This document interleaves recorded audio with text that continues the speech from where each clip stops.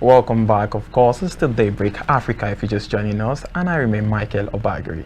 So today we have a very important and I must say interesting topic before us. Today we'll be talking about the national matters, which is the analyzing the political sphere and fostering credible method for governance in our nation, Nigeria. And to do justice to this wonderful topic before us is a political analyst in the house, the person of Akinsile, Akinniran. A very good morning to you. And good morning and happy Christmas to all of us. It's a Merry Christmas. Thank you very much. Thank you for joining us this morning. May we have cause to celebrate more of it. Amen. Amen. I hope Amen. we'll be following you after the show. I think that's a done deal. That's a done deal. No problem. You are most welcome. Anyways, that aside, going on to national issues, we know that we cannot celebrate Christmas and not talk about one thing or the other, one challenge or the other in Nigeria. Well, we talk about politics today. We'll talk about the political sphere in Nigeria. Most people would address it as a failed course, while some people would address it as a course that is more like on a or in a process, is still growing. So what aspect will you say Nigerian politics is? Thank you very much. You forgot to mention one, the players. We tell you we have the best of political atmosphere, and that's to tell us we have three school of thoughts about political situation in Nigeria as of today. I want to belong to the first one you mentioned, that our political system is terrible and we need divine intervention. And this will never come overnight. It is now the handiwork of all of us. We must put our hands on the table and be active. When we're active, then we can now say where do we get to. Let me just tell you a few things about Nigerian politics. I was not born in 1960s, but I know we heard what happened then. Nigeria was far, far better than what we are seeing today. And let's go to 70s when I was born. I was perhaps I may be a toddler, I may not be able to know what is going on. But as far back as 80s, when I was in primary school, I can tell you a few things. I can tell you when I was in secondary school, in 90s, and I can tell you most things in this millennium. And hard and surprised, by the end of next week, we are into the 25th day of the millennium, the 25th year of the millennium. So where am I driving at? We have had the good, the bad, and ugly side of Nigeria. But it's rather unfortunate. Instead of us to be getting it better, we are getting it worse. And what are the likely things? Or before we think of what we can do, let us trace the problems that have been giving us headache from day one to where we are today. And let me just quickly say this before we go into the program. I remember I don't want to go into the before 1999. I don't want to go into that because we had much of military rules. But since 1999, when we had this democratically elected government in Nigeria, and what has been the situation? Have we been better? Are we the same, or we are retrogressing? And if an average in that will tell you today that instead of us to go backward, or we are not even stagnant, seems we are trying to take some reversible steps. We are not moving forward, and it's not good for any nation not to move forward. A not ordinary nation, but in one time giant of Africa. It can no longer even be giant among birds. So that's to tell us that it's quite unfortunate. And in the process of our discussion, I have a few things to tell us. All right, you made mention of something that really interests me. You said we should take it from 1999. Of course, a child that is 24 years old is no more a child. That person is a full-grown adult. And that is the question on our democracy. It's a thing that we believe democracy stands for something good. We understand when they say dividend of democracy in a political system, in a government, in a country, we should understand that and we should be able to see those things. Now, looking at what democracy stands for since 1999, which we've gone back to democratic ways, do you think Nigeria is on the right foot of success or progressing? And if we are not, what are those things that have been hindering us from enjoying the dividend of democracy in our political space? I want to go straight to the point. The major problem that we have not been able to move forward is just inconsistency. That's my number one problem issue. Let me just take you to the memory lane. In 1999, when Obasanjo came on board, he had good plans. He had good intentions, but there are some challenges from the Sharia issue, from the subsidy issue, from the developmental issue, economic issue, yet he was able to manage them one after the other. When they come up with the issue of a subsidy, that was year 2000 anyway, that the labor union said, no, we never accept removal of subsidy. They even tagged him to be enemy of people. That was the name given to him then. Yet, he said, okay, instead of me to remove subsidy, let me reduce the cost of Nigerian cost on subsidy. And they accepted. And that was why the fuel was increased maybe by 5 or 3 naira then. And after that, going to the economic situation, he thought of what he can do to balance it. One, he increased the worker salary. He did so many things to cushion the effect of poverty in our society. I remember there was a time he recruited over 200,000 Nigerians to this mania job. They paid them 3,500 every month, and they were moving, because when 3,500 got to market in 200,000 places, so you know what that means in the economy. And he did something to cushion the effect. Don't forget, before 1999, we had terrible corruption in Nigeria, and he was trying to manage it. Okay, no, we need to stop corruption. He introduced 2 organizations, one ICPC and EFCC, to reduce corruption. He went to the Niger Delta. Okay, what's the problem? This crude oil is our issue. Okay, he introduced a Niger Delta Development Commission, NDDC. He put that one in place to do some certain things to reduce any violence that may come up from that area. Don't forget, it was the same period there was Sharia. He was trying to manage the Sharia issue. Eventually, instead of him to have a statement, he managed it. These are the crop of problems that came to him, and he was able to maneuver each one. And don't forget that Abacha has given us bad name in the international world. This same man did something. I think within 1 year or 2, he was into 92 countries, trying to project the good image or rebrand Nigeria. These are the ways to manage problems. But in the case of today, because if I want to take it after Obasanjo, I will think of mentioning Yaradua, but you know the lifespan is about short, so little can be said. The next thing, we go to the period of Jonathan. We know what happened. I don't want to go into that for now. Maybe in a subsequent discussion. So what am I saying? Outside that first 7 or 8 years, Nigeria has been retrogressing. We have been going backward, because when we're supposed to be moving forward, there was a time we were stagnant. And instead of us to manage the stagnancy and move forward, we started going back. I even watched a video some time ago when a child was given a baiting to run forward. Before you see it, the child just went back and running back. It was mentioning some name. I don't want to go into that. Just to tell you that Nigeria is not at where we are supposed to be. I remember, I've been to Qatar. I was in Qatar few months ago. I knew what I saw. I knew exactly what is happening in advanced world now. But the reverse is the case in Nigeria. Where did we get it wrong? It's all about leadership. We'll get there one day, sir. Amen.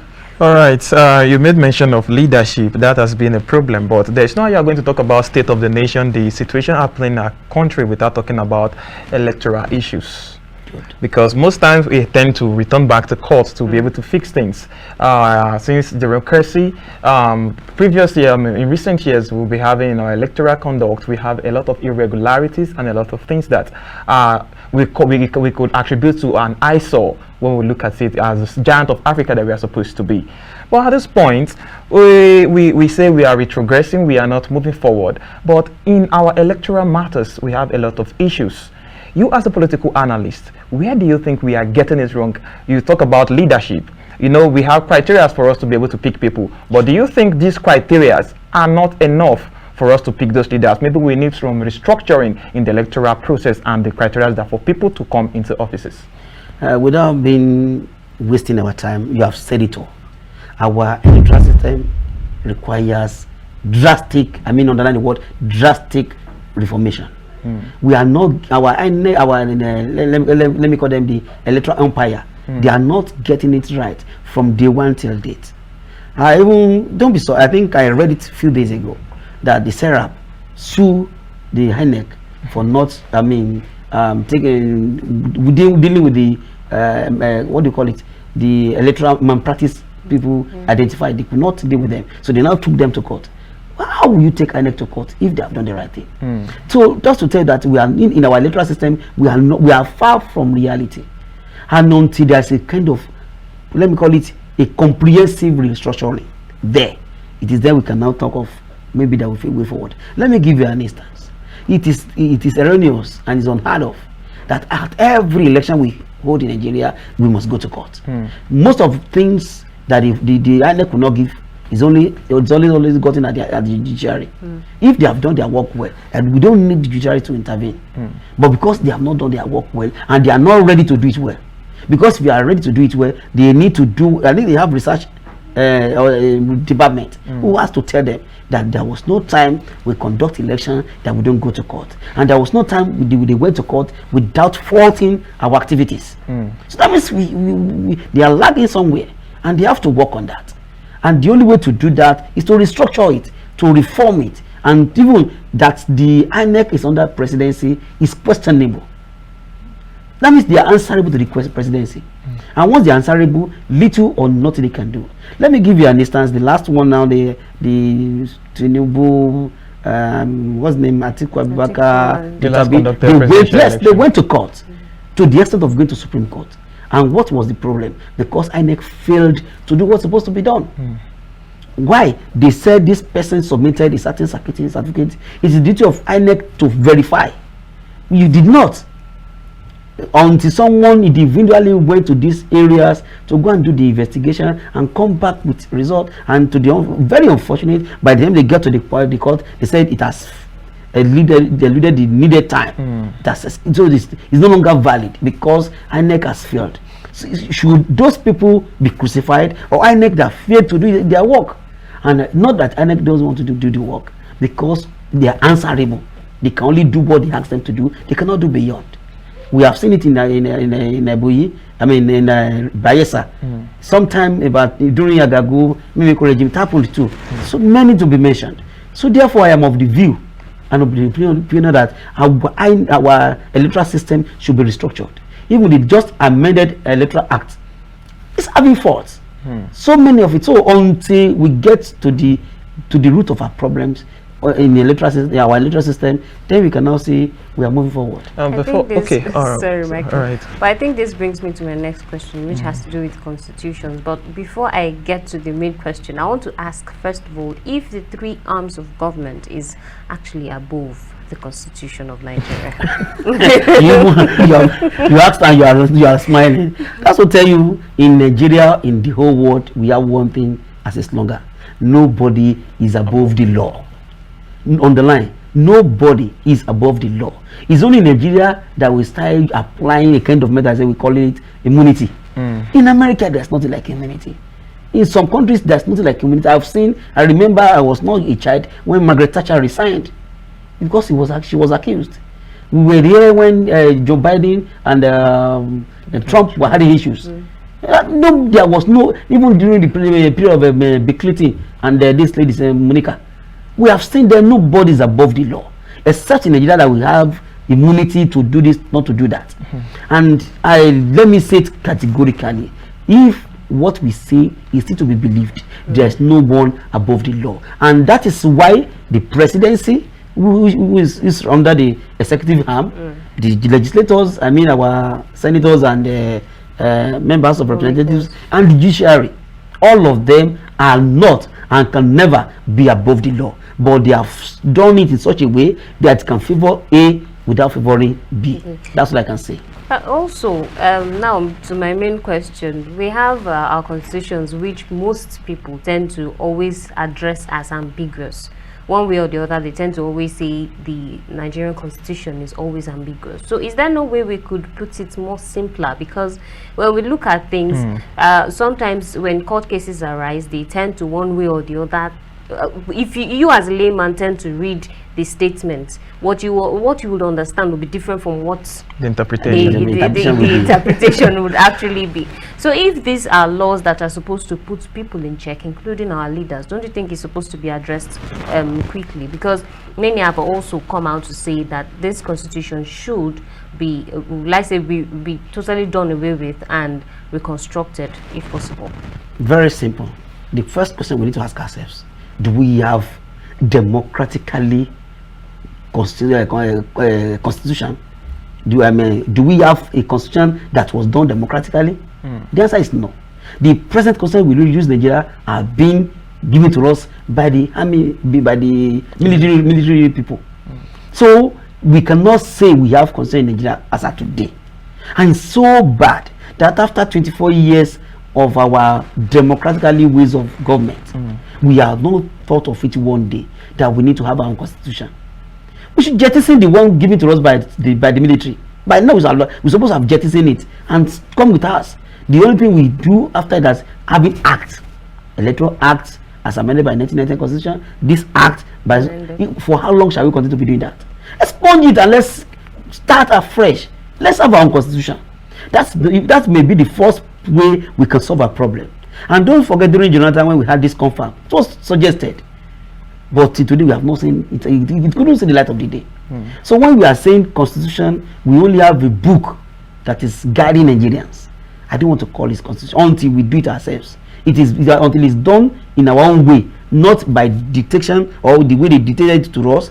I cannot say we have constitution. As regards the confab as well of Jonathan's era, we saw many elites come out to make over 600 recommendations for the Nigerian constitution, but that was kept aside by the next government. So what would you say about the issue of one administration dumping probably the efforts of the previous ones and then trying to adopt a new method? Is there no form of continuity, or is the continuity more detrimental? If you notice, when I started my speech today, the first thing I said was lack of continuity. That was number one problem Nigeria has. And let me use Lagos State as a case study. Since 1999 till date, only a party is ruling and has not been faulted. But in Nigeria today, virtually every party has ruled. And every one of them will come with a theory or an idea. But the most fortunate, or let me say the most unfortunate part of it is that most of the ideas they always bring are not progressive and not for the betterment of Nigeria.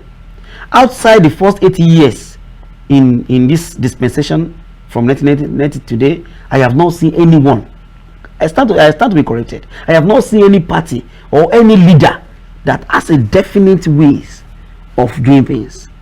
And it's quite unfortunate that it is like that. Let me just tell you one thing we need in Nigeria today. We need a system. And not ordinary system, a workable system. Whether there's president or not, the system will work itself. That's what we need. Once that one is there, only that the president or whoever that at the ends of affair will manage it or add something new to make it perfect at every interval. That is all we need. But today, do we have system? No. Our electoral system is not working. Our security system is not working. Our education system is not working. That's why we see strike every day. I mean, it's what do you call it? Also strike today, and now strike tomorrow. All these things. And go to health sector. I think I read somewhere that we lost 1,500 medical doctors abroad in 1 year. Is it not disheartening? For how long shall we continue to be doing this? Why, if we have a workable system, all these things will not work. And don't be surprised, out of this 1,500 medical doctors that are left, I can assure you that 500 of them at least must have been financed or sponsored by Nigerian government to get that certificate. And they even got the certificate from Nigeria. This will tell you that we don't have workable system. And going back to your question, the lack of continuity has given us another problem. And this is what I think we should do. Every government must come with a blueprint. And that blueprint, there should be a clause. That's only if we have constitution anyway. Because it is constitution that will guide such blueprint. If there is no law to guide it, anybody will come tomorrow and do away with it and say, okay, I jettison this, I don't need it. And we start afresh. And the more you start afresh, the more backward we will be. That's it. Now, I'm interested to talk about looking into policies, government policies. There are a lot of policies, and most times when you foresee them on papers, as you said the last time I had a discussion with you here, you even mentioned of policies on papers. They look very beautiful, but mostly the implementation have been issues. Yes. Now we have a lot of policies that them are really mad the structure, the political structure, the welfare of Nigeria in the past. Now, talking about the present administration, they have come with a lot of policies, a lot of what they want to do, which they believe is on the positive side. Now, you're looking into all these policies that they have brought on board, from taking off the fuel subsidy, the electricity tariff, and everything, the VAT, and everything they've come with. Do you think they are on the right path to make Nigeria the great nation we are supposed to be? Okay, thank you very much. I want to be very objective this time around. In terms of today's policies, I can assure you, if I want to rate, I will give them 3%. I think it's extremely below average, extremely, even let me say it failed. And I will tell you, any government that encourages inflation, or any government that did not put the masses into consideration in the policy, is no government, because masses form the 78, if not 85% of Nigerian citizens as of today. And go and check. Like I mentioned Qatar the other time, I want to say this specifically. Qatar as of today subsidize their fuel, as they have the highest level of subsidy on their fuel as of today. Why? Because they put their citizens and residents into consideration. As of today is about, we have premium and we have super. The highest, which is premium, is sold for 2.1 Qatar riyal. By the time you convert it to Nigeria money, it should be like 300 or 400 naira, because the subsidy given to it was at the highest. This morning I was doing some analysis. I want to answer the question straight in my own analysis. One, I used America, UK, I use Canada, I use South Africa and Nigeria as case studies. Well, you know what I did? I got their minimum wage. That's to start with. The country, the minimum wage, and the cost of fuel.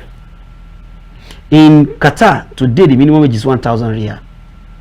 And they sell, what do you call it? Their petrol for 2.1 riyal. How many 2.1 can you see in the minimum wage of 1,000? That's about, you can, even if you want to use all your money to buy fuel, you can still buy about 500 liters with your salary, with your minimum wage. I went to America. America, as of today, the minimum wage is $1,900 as of today. It could be more. That's the average.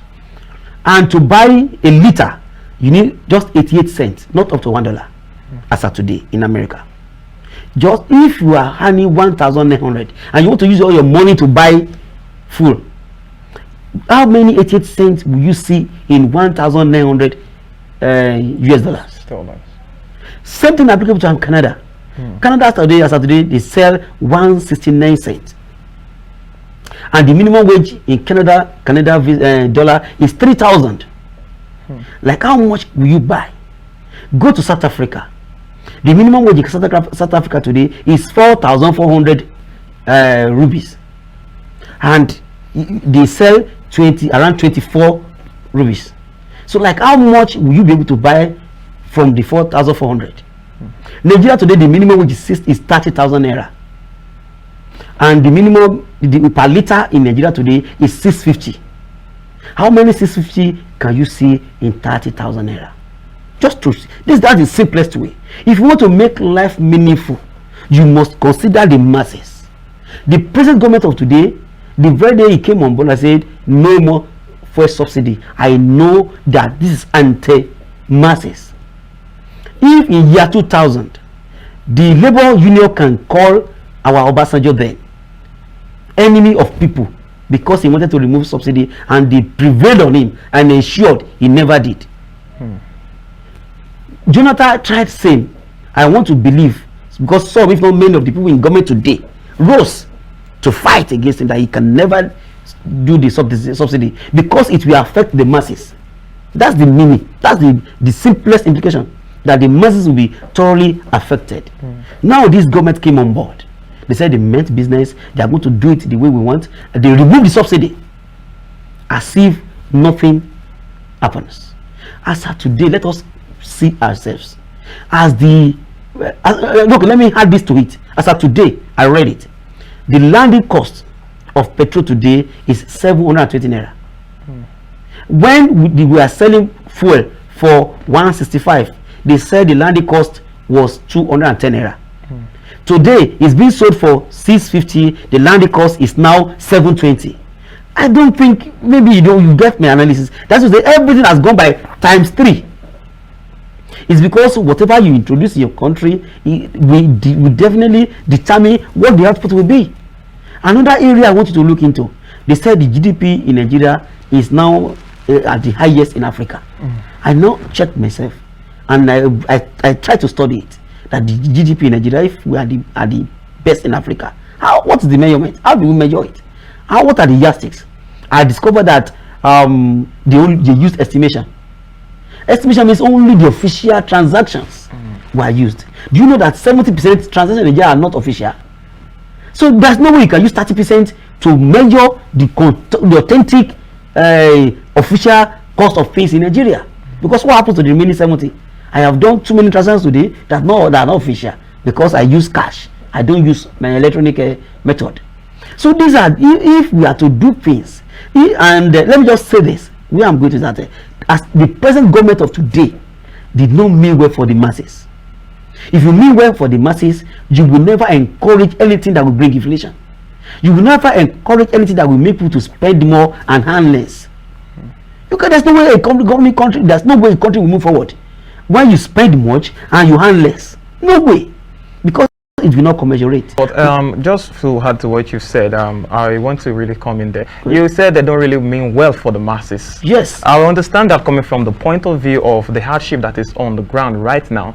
But if you will also get it, we need to understand that we have not been producing, we are borrowing a lot. I will still go to that. To finance our country, the activities of our country, even down to the market and everything.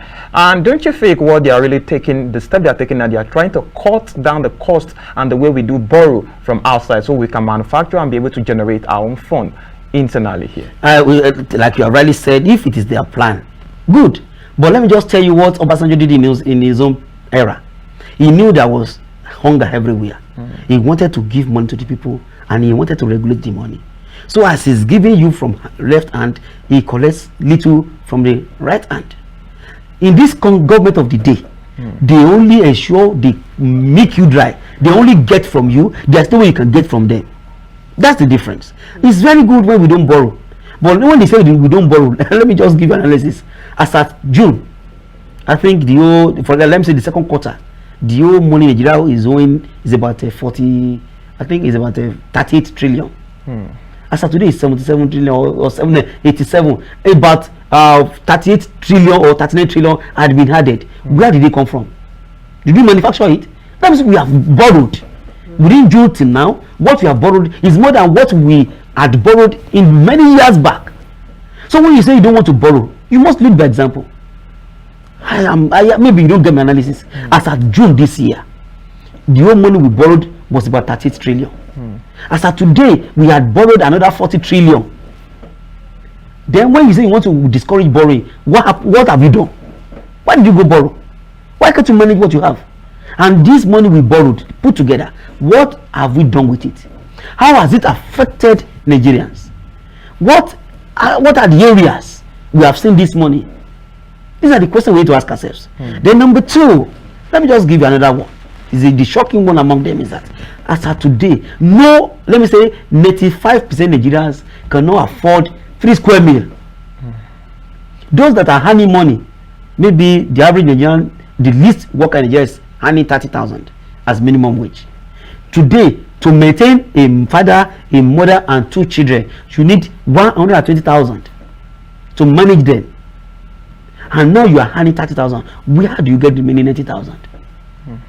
That's the way these things are in Nigeria today. And in the past, when there is Christmas like this, people will be celebrating. Go outside and check. Nobody could celebrate. Nobody who could buy clothes the way they used to. Nobody could afford the what do you call it, the fowls. Not talk of before there are some people that will kick cow and shear. Today you cannot even kick ordinary goat, ordinary chicken to shear. This to tell you that Nigeria is at the peak of their worst administration. I'm sorry to say this, and I start to be corrected, because if you want to measure things, you use the masses, not the elites, not the well-to-do people. Go out and talk to the masses and hear their own side of the story. It's as bad as that. I know we're out of time, but we need to talk about the issue of political parties as well, and godfatherism. Like they think that the current situation of River State crisis, when you talk about Wiki and his Fubara. Exactly, Almighty Fubara. And so we've seen these cases happen over and over and over again, and this is not the first time it's happening in one of the states in Nigeria. So what's your take on the issue of godfatherism and political parties playing their roles when it comes to the electoral system, that's the electoral process rather, and also governing the states or the region at which they are asked to govern? To every coin, there are two sides. Godfatherism has its own good side and the other side. It now depends on the players. Let me use Lagos as a case study. Since 1990 today, we have had godfatherism in Lagos, and it's working for them. But in River State, it always wanted to happen, but it will never happen.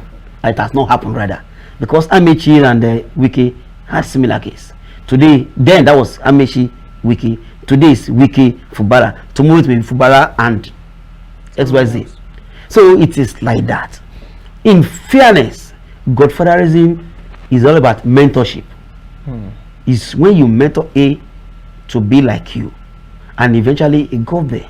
The A is supposed to do the way you are doing. But the problem we have with our godfather is that once they put A there, they want to dictate for A, and they will never allow anybody to dictate for them in their own days. So when it's just like a teacher, you taught a child something, allow the child to practice it. Then if he's trying to go astray, you mentor, or you advise, or you do whatever. That's how it's supposed to be. But today, reverse is the case. You give someone a spoon to eat, you also want to collect the spoon and feed the person. As long as that one is there, you are always be crisis. And nobody is a fool. But godfatherism in its context is a good thing. It's just a learning process for mentorship, for better tomorrow. But the way we do it in Nigeria has gone the other way around. And I think that's what happened in those of recent too, if not for the intervention of the president, when some people wanted to lord themselves over other people, or let me say the whole state. But God is above all of us. Anyways, what do you think is the solution to our godfatherism problem? And also, Dede, I know, please allow me use my time. So what do you think is the solution to this issue of godfatherism in political parties, and also what do you think should be addressed, more like the first step to be taken in order to address our political issues in Nigeria? Very simple. The only thing we need now is sincerity of purpose. When there's sincerity of purpose, and the next thing we need is political will. When these two are combined, we always get the best of ourselves. But once we want to allow selfish interest, self-centeredness, that is where the problem always comes from. But when we have sincerity of purpose, we have political will, the result will always be positive. That's what I can say about that. Well, thank you so much for coming on board. It's my pleasure. It's a pleasure to have you in the studio once again. I wish you a Merry Christmas. Do celebrate your day. Well, thank you very much. Of course, don't forget we'll be heading to his place after. Certainly, yes. I have Maybe we'll be taking some of our viewers alongside. Thank you to our viewers as well for joining us on Daybreak Africa, coming to you from our studios here in Ondo City. And this is where we'll be handing you over to our Lagos station. Do stay tuned, and Merry Christmas to you as well. I remain Angela Daku. I must say Merry Christmas to you all. It's time to enjoy. Eat everything that you need to eat, but don't forget, it's the new year that is coming. We need to get prepared for it and be positive with our mindset in everything that we do. From here, all the signing out, I remain Micheal Obagiri.